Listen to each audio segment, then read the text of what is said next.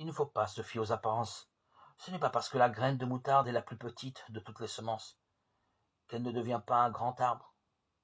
Ce n'est pas parce que le levain est enfoui dans la farine qu'il ne fait pas lever toute la pâte. Matthieu 13, 31.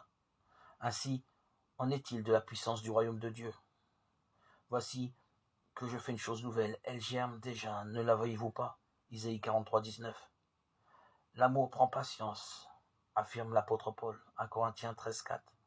Loin d'être une expression de faiblesse, cette patience est provoquée par la certitude que donne le Christ. Courage, moi je suis vainqueur du monde. Jésus, Jean 16, 33. L'espérance soutient la charité de ses disciples. Vous êtes un champ que Dieu cultive, 1 Corinthiens 3, 9. Quelle belle manière de présenter l'homme dans son rapport avec son Créateur. En goûte que mieux une autre des paraboles de notre chapitre, le royaume des cieux est comparable à un trésor caché dans un champ, Matthieu 13, 44. Plus loin, il sera question d'une perle de grande valeur. Mon bonheur, c'est la loi de ta bouche, plus qu'un monceau d'or ou d'argent, psaume 118. Autrement dit, le royaume est à chercher au-dedans de nous-mêmes. Là où le Seigneur veut enraciner profondément la semence capable de porter beaucoup de fruits. La semence capable de produire un arbre apte à recevoir tous les oiseaux du ciel. Ce trésor qui n'a pas de prix. Le croyant laisse tout ce qu'il possède pour l'obtenir, comme Jésus le propose au jeune homme riche.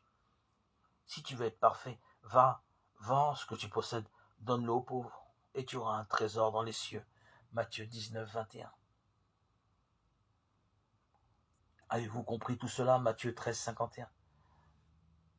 La question finale de Jésus s'adresse à chaque auditeur de l'Évangile.